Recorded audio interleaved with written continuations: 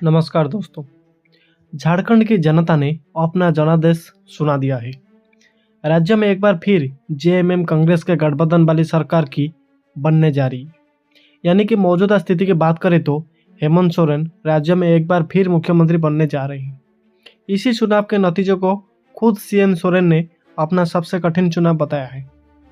दरअसल दोस्तों, बरहेट सीट से जीत के बाद उन्होंने कहा कि हमने अपना होमवर्क कर लिया था और अपने लक्ष्य निर्धारित कर लिए थे।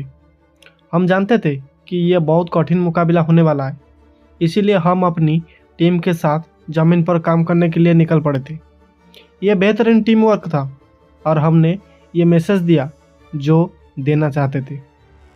दरअसल दोस्तों, हेमंत ने आगे भी कहा कि लोगों ने देखा कि कैसे पिछले 5 साल में हम उनके साथ रहे। उन्होंने हमें बहुत करीब से देखा। प्रत्येक मुद्दा जो मतदाताओं के दिमाग में चल रहा हो, हमने सुनिश्चित किया कि हमने उन सवालों का जवाब दिया है।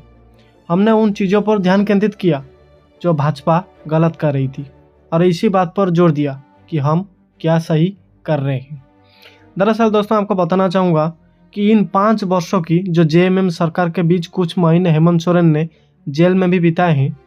उस दौरान चौपाई सोरेन को राज्य का सीएम बनाया गया था। बाद में भी वो बागी हुई और कल्पना सोरेन भी राज्य की सियासत में एग्जिट हुई। सिर्फ कल्पना सोरेन ही नहीं, इन चुनावों में हेमंत सोरेन के परिवार से 4 लोग मैदान में थे। बरहेट से खुद हेमंत सोरेन मैदान में थे और उनकी पत्नी कल्पना सोरेन गांडेय से चुनावी मैदान में थी। इसके अलावा दुमका से उनके भाई बसंत सोरेन मैदान में थे। हेमंत सोरेन की भाभी सीता सोरेन भी जामताड़ा से मैदान में थे। सीता सोरेन भाजपा से उम्मीदवार थी। आइए जानते हैं अभी कि सोरेन परिवार की सीटें पर क्या नतीजे रहे। दोस्तों, झारखंड की जो बरहेट सीट से हेमंत सोरेन को 95,612 वोट मिले हैं। उन्होंने अपने प्रतिद्वंदी भाजपा उम्मीदवार गमलियल हिमरी जो उनको 39,791 वोट की अंतर से हराया। भाजपा उम्मीदवार को इस चुनाव में 55,821 वोट ही मिले। नतीजे की बात करें तो गांडेय सीट से कल्पना सोरेन करीब 1,18,000 वोटों से जीत रही है। गिरिडीह जिले की इसी सीट से जीत की और अग्रसर कल्पना सोरेन यहाँ की आज दौरे पर भी गई है और जनता के सामने नतमस्तक हुई। दुमका सीट से हेमंत सोरेन के भाई चुनावी मैदान में थे और इसी सीट पर उन्हें 95,685 वोट मिले हैं और उन्होंने भाजपा के सुनील सोरेन को 14,588 वोटों के अंतर से हरा दिया। भाजपा उम्मीदवार को 81,097 वोट ही मिले। झारखंड चुनाव में हेमंत सोरेन के परिवार में भी 2 फाड़ देखने को मिले। उनकी भाभी सीता सोरेन उर्फ सीता मुर्मू जो कि जामताड़ा से भाजपा की टिकट पर चुनाव लड़ रही थी। इसी सीट पर कांग्रेस के इरफान अंसारी जीत के उन्होंने सीता मुर्मू को 43,676 वोट के अंतर से हराया। आपको बताना चाहूँगा कि झारखंड में हुए विधानसभा चुनाव में झामुमो और कांग्रेस के साथ राष्ट्रीय जनता दल ने भी जबरदस्त परफॉर्मेंस किए। झामुमो को 34 सीटें, भाजपा को 21 सीटें और कांग्रेस को 16 सीटें, राजद को 4 सीटें, सीपीआई-एमएल को 2 सीटें और लोजपा को 1 सीटें, जेएलकेएम को 1 सीट और जनता दल यूनाइटेड को 1 सीट हासिल हुआ। जेएलकेएम के जो जयराम महतो ने चुनाव में डुमरी में चुनाव जीता। जनता दल यूनाइटेड ने तमाड़ और जमशेदपुर पश्चिम से चुनाव लड़ा था, जिसमें से 1 सीट पर जमशेदपुर पश्चिम में सरयू राय चुनाव जीते हैं, जबकि तमाड़ से राजा पीटर चुनाव हार गए हैं। लोजपा को 1 ही सीट ही चतरा की मिली थी, जहां से चतरा सीट पर लोजपा के टिकट पर जनार्दन पासवान चुनाव जीते हैं। सीपीआई-एमएल को 2 सीटें जीत मिली। निरसा से अरब चटर्जी और सिंदरी से चंद्रदेव महतो ने चुनाव जीता। बेरमो सीट से ईटक नेता स्वर्गीय राजेंद्र सिंह के पुत्र और कांग्रेस नेता अर्नब सिंह ने चुनाव जीता। बरहेट से मुख्यमंत्री हेमंत सोरेन और गाडियो सीट से फिर से कल्पना सोरेन ने चुनाव जीता। जाताड़ा में फिर से इरफान अंसारी चुनाव जीते, जहां से सीता सोरेन को हार का मुंह देखना पड़ा। पाकुड़ में फिर से आलम की बादशाहत कायम रही, जहां आलमगीर आलम की पत्नी निशात आलम ने चुनाव जीता है। महगामा सीट पर फिर से कांग्रेस की दीपिका पांडेय सिंह ने चुनाव जीता है, जो जमशेदपुर की बहू है। दुमका में फिर से हेमंत सोरेन के भाई बसंत सोरेन ने चुनाव जीता है। जमशेदपुर में पले बढ़े अमर कुमार बावरी जो कि चंदन कियारी से चुनाव हार गए। अमर बावरी तीसरे नंबर पर रहे हैं। चंदन कियारी से झामुमो के उमाकांत रजक ने चुनाव जीता है। आजसू के प्रमुख सुदेश महतो दिल्ली से हार गए, जहां झामुमो के अमित महतो चुनाव जीते हैं। तो दोस्तों, झारखंड में भ्रष्टाचार के कथित आरोपों में जेल जा चुके जेएमएम नेता राज्य के सीएम हेमंत सोरेन ने कांग्रेस के साथ मिलकर चुनाव में जीत का जोरदार परचम लहरा दिया। जेएमएम कांग्रेस आरजेडी जो सीपीएमएल जैसे दलों ने इंडिया गठबंधन के बैनर के तले लड़कर जीत को पिछले असेंबली चुनाव से आगे ले गए। इन्हीं चुनावों में जहां एक और हेमंत का जलवा बरकरार दिखा और जमीन पर आदिवासी अस्मिता मौर्य सम्मान हेमंत सोरेन की पत्नी कल्पना सोरेन फैक्टर काम करता दिखा, वहीं बीजेपी की तरफ से घुसपैठे जनसंख्यिकी में बदलाव और हिंदू मुस्लिम का मुद्दा काम नहीं करता दिखा। झारखंड में पहली बार कोई सरकार सत्ता विरोधी माहौल के बावजूद भी प्रचंड बहुमत से सत्ता में वापसी कर रही है। झारखंड के चुनाव में सीएम हेमंत सोरेन और उनकी पत्नी कल्पना सोरेन एक बड़े फैक्टर के तौर पर उतरे, जहां आदिवासियों में हेमंत सोरेन का जेल में जाना मुद्दा बड़ा जनता बनता दिखाई दिया। वहीं बीजेपी ने जोर शोर से हेमंत सोरेन को लेकर भ्रष्टाचार का मुद्दा उठाया। लोगों के बीच ये मुद्दा चर्चा में दिखा, लेकिन जमीन पर इसे लोगों ने खास महत्व नहीं दिया। इससे उलट जेएमएम बीजेपी नेतृत्व केंद्रीय सरकार के खिलाफ झारखंड की अनदेखी और उसके हक का पैसा ना दिए जाने का मुद्दा उठाती रही। इसी चुनाव में कल्पना सोरेन एक बड़ा फैक्टर बनकर सामने आ गई, जहां उन्होंने पूरे चुनाव में 150 से ज़्यादा रैलियां संभाए रोड शो किए। कल्पना के प्रति युवाओं और महिलाओं में ज़बरदस्त क्रेज दिखा। और दोस्तों, आपको बताना चाहूँगा कि बीजेपी ने भले ही बांग्लादेशी धूमपीठे आबादी में बदलाव का मुद्दा उठाते हुए उसे आदिवासी अस्मिता से जोड़ने की कोशिश की, लेकिन बीजेपी ने आदिवासी वोटों को जो हासिल करने के लिए उनके सामने रोटी, बेटी और माटी का नारा दिया।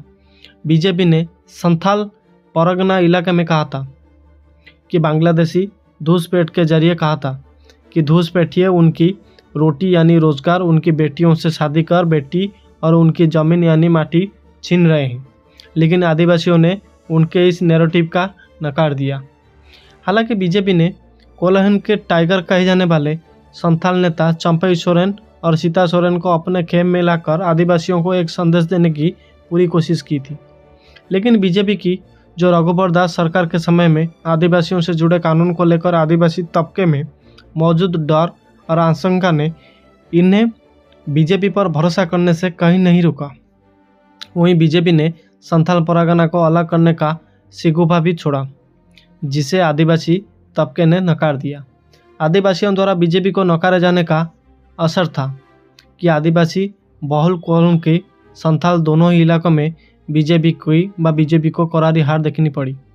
राज्य के आदिवासियों के संरक्षित 12 का 28 सीट में से 27 सीट पर इंडिया गठबंधन जीता। ये तो बहुत बड़ी जीत थी। जमीन पर हेमंत सोरेन सरकार की जो कल्याणकारी योजनाएं हैं वो भी काम करते दिखा।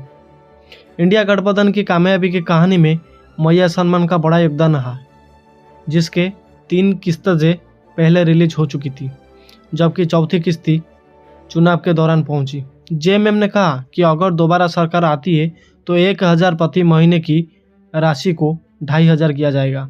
इसी तरह से बिजली का बिल भी माफ योजना हेमंत सरकार की वापसी में बड़ी मदद की है। दोस्तों, झारखंड में बीजेपी ने भी जो भी कोशिश की उसका ज़्यादातर बार खाली गया। फिर चाहे चंपई सोरेन, सीता सोरेन जैसे नेताओं को अपने साथ लाना, लोगों ने उन्हें ज़्यादा स्वीकार नहीं किया। वहीं बीजेपी ने जिस तरह से ज़मीन पर बांग्लादेश घुसपैठ का मुद्दा, जनसंख्यिकी में बदलाव का मुद्दा, कटेंगे तो बटेंगे का मुद्दा कर संथाल परगना में हिंदू मुस्लिम करने की कोशिश की, उससे भी बीजेपी को नुकसान हुआ। भले ही इस कोशिश में हिंदुओं में ध्रुवीकरण हुआ, लेकिन उसके सामने आदिवासियों और मुस्लिम ने जिस तरह से साथ आकर वोट किया, उसने बीजेपी की रणनीति को फेल कर दिया। हालांकि दोस्तों, बीजेपी ने यहाँ बड़े पैमाने पर अपने नेताओं को उतारा। यूपी के सीएम योगी से लेकर आसाम के सीएम हेमंत बिस्वा शर्मा भी मध्य प्रदेश के पूर्व सीएम शिवराज सिंह चौहान को उतारा। उनकी मौजूदगी में उनकी रणनीति और उनके बताए आक्रामक जो कि नैरेटिव ने झारखंड की सरल जनता को अपने भीतर सिमटने और चुप्पन अपने फैसले चुनाने पर मजबूर कर दिया। दोस्तों, इसी के नतीजा था कि संथाल परगना में 18 सीट में से बीजेपी सिर्फ 1 सीट निकाल पाई। इसी तरह से कभी बीजेपी का मजबूत किला रहे जो कोल्हान में भी शहर सीटों को छोड़ दें तो बीजेपी को खास सफलता नहीं मिली।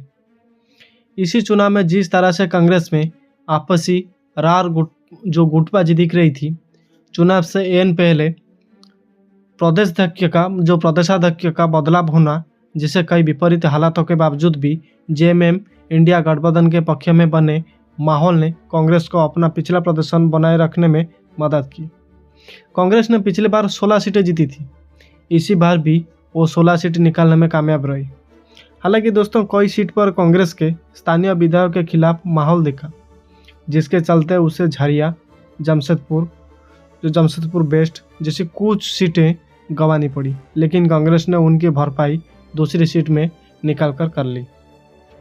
अब दोस्तों, बीजेपी की जो करार हार है उसके पीछे एक बड़ी वजह है उसकी सहयोगी आजसू का खराब प्रदर्शन भी रहा।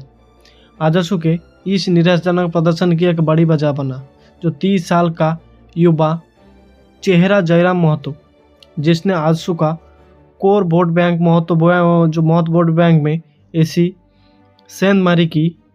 आजसू के चीफ सुदेश महतो खुद दिल्ली से अपनी सीट हार गए, खुद दिल्ली से। जयराम ने राज्य की 81 में से 73 सीट पर अपनी पार्टी JKLM के अपने उम्मीदवार दिए। भले ही JKLM एक सीट जीत पाई हो, लेकिन उसने तमाम सीट पर चुनावी समीकरण बदल दिए। जयराम खुद गिरिडीह जिले की जो डुमरी से जीत गए, जबकि कई जगह उनके उम्मीदवार के चलते बीजेपी खासकर आजसू उम्मीदवार को हार का मुंह देखना पड़ा।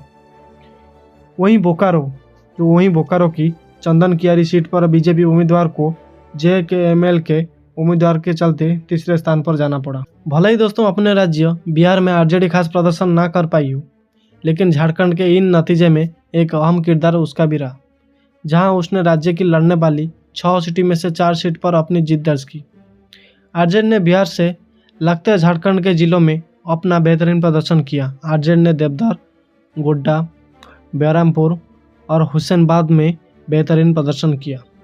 तो दोस्तों, इसी विषय को लेकर आपका मन में जो भी राय है हमें कमेंट बॉक्स में ज़रूर बताइए और वीडियो को ज़्यादा से ज़्यादा शेयर कीजिए और हमारे चैनल को पहली बार आए तो सब्सक्राइब करके बेल आइकन को दबा दीजिए। धन्यवाद दोस्तों।